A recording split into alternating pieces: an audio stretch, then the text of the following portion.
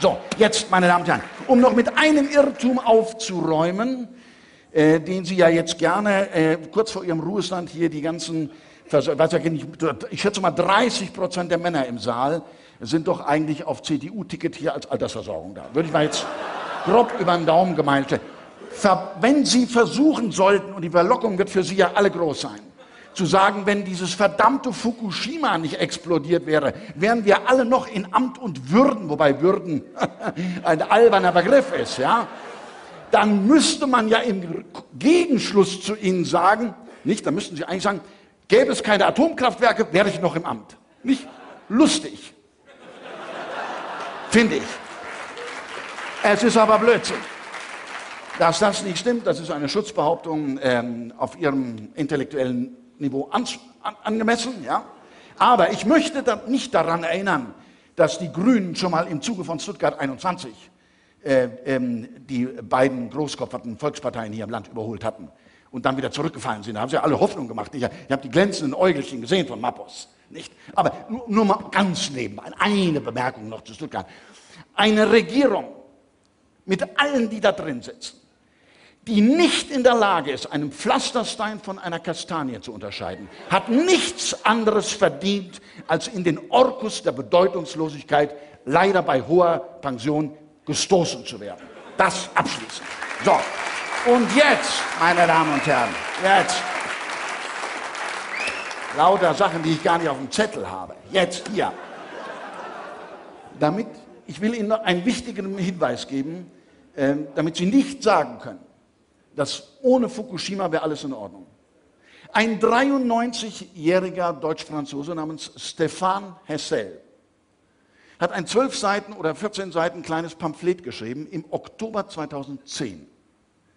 Dieses kleine Pamphlet von Stéphane Hessel ist der letzte noch lebende Mitautor der Deklaration der Menschenrechte.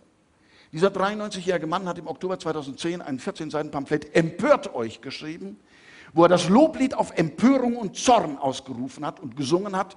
Und dieses kleine Bändchen ist in Frankreich innerhalb von 8 Wochen 1 Million Mal verkauft worden und ist mittlerweile in 16 Sprachen übersetzt. Es ist ein Aufruf an die jungen Menschen des 21. Jahrhunderts, keinen Stein auf dem anderen zu lassen, weil ohne eine Veränderung nichts mehr vorangeht. Und diese Empörung, dieser Zorn waren da. Vielleicht hätten sie nicht gereicht, um sie endlich aus dem Amt zu fegen. Ja?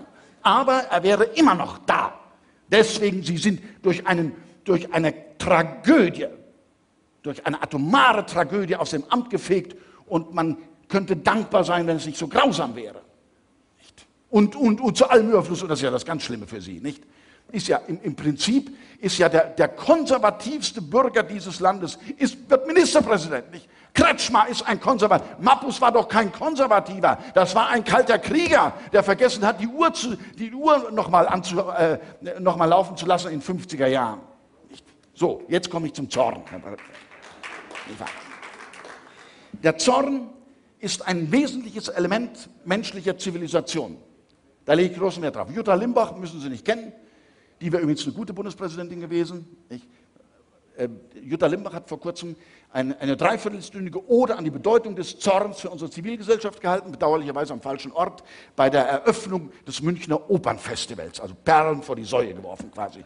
Sehr bedauerlich. Aber nichtsdestotrotz, selbst Päpste haben die Bedeutung des Zorns erkannt, was ich ungewöhnlich finde. Wenn man sich den jetzigen Papst so anguckt, könnte man nie darauf kommen, dass der den Zorn als einen wichtigen Wirkmechanismus erkennt. Gregor der Große im 6. oder 7. Jahrhundert, also man muss um vernünftige Gesetze von Päpsten zu finden, schon tausende von Jahren zurückgehen. Der hat gesagt, die Vernunft kann sich mit größerer Wucht dem Bösen entgegenstellen, wenn der Zorn ihr dienstbar zur Hand geht. Der Zorn, nicht? Der Zorn ist etwas Wertvolles, hegen und pflegen. Wo er hingeht, wissen wir nicht genau. Müssen wir aufpassen, aber er ist wichtig. Thomas von Aquin übrigens, auch ein weitsichtiger Mensch, hat auch gesagt, Zorn ist Zivilisation par excellence. Womit hat die Kultur des Abendlandes begonnen? Mit dem Zorn. Als abendländisches Erstwerk der abendländischen Kultur gilt die Ilias von Homer. Womit beginnt die Ilias von Homer? Mit einer Ode an den Zorn. Der Thomas von Aquin übrigens war sowieso weitsichtig, der hat sogar schon Christian Wulff gekannt. Nicht? Ja, Leute wie Christian Wulff muss es schon im Mittelalter gegeben haben. Thomas von Aquin hat über Christian Wulff gesagt, die blasse Harmlosigkeit, die sich leider oft mit Erfolg für Sanftmut ausgibt, soll niemand für eine christliche Tugend halten. Das ist das Beste, was ich je über Christian Wulff gelesen habe. Also, das war nur am Rande, nicht wahr? Aber zurück zum Zorn.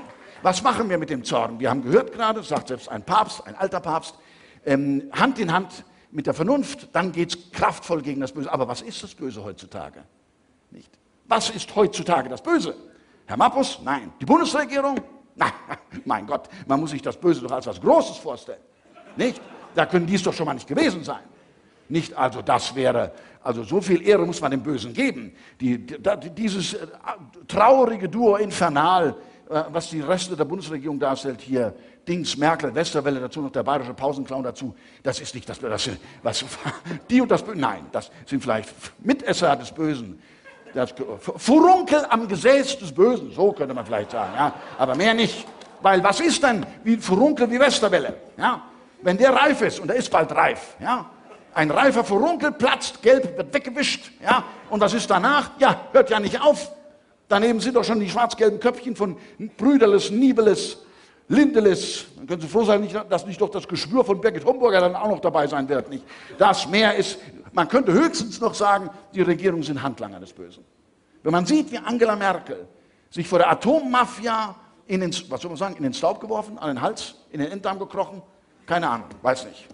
Gut, unappetitlich, lassen wir das. Wollte auch gar nicht, ich hatte noch einen anderen Zettel, den habe ich jetzt nicht, ich wollte extra hinschreiben, nicht zu lange über das Gesindel reden. Hatte ich mir extra dahin, dass Sie, ja, sehen Sie, finde ich auch, es reicht. Nicht? Man muss über das Grundsätzliche reden, nicht wahr?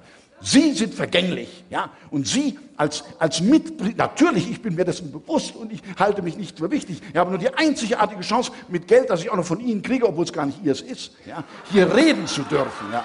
Nicht wahr? Das ist das springende Punkt. So, und jetzt reden wir über das Wesentliche, gute Frau, das wir zwar auch nicht akzeptieren werden, aber das ist wirklich das Wesentliche. Es geht darum, was ist denn im Kern des Bösen? Was ist die Kernenergie des Bösen? Die Habgier, die Gier und die Habgier. Und da erzählen Leute aus ihrer Gesellschaftsklicke, ja, nein, ja gleich, 2 Minuten noch, kleinen Augenblick, die erzählen uns, ja, dass durch die überbordende Gier Einzelner eine weltumspannende Finanzkrise entstanden ist. Das ist ich kenne viele dreiste Lügen von Politikern, aber das ist die dreisteste. Es ist ein System sondersgleichen. Und ich will es Ihnen gar nicht lange aufdröseln. Ich merke, Sie sind ungeduldig, Sie müssen aufs Klo. Ich sag's Ihnen. Ich werde einen Zeugen für Sie auffahren, den Sie nicht kennen müssen, aber der ist Ihresgleichen. Warren Buffett, den sollten Sie kennen. Das ist der Held der Großanleger. Er ist ein erklärter Feind der Wall Street. Von Warren Buffett gibt es den legendären, er ist der drittreichste Mann der Welt, den wunderbaren Satz, den haben Sie mal gefragt, wann ist jemand reich? Und da hat er gesagt, naja, wenn man beim Millionenzählen einen vergisst und merkt es nicht, dann ist man reich. Und Warren Buffett hat vor 4 Monaten einen ganz schlichten Satz gesagt und den schenke ich Ihnen zum Abschied.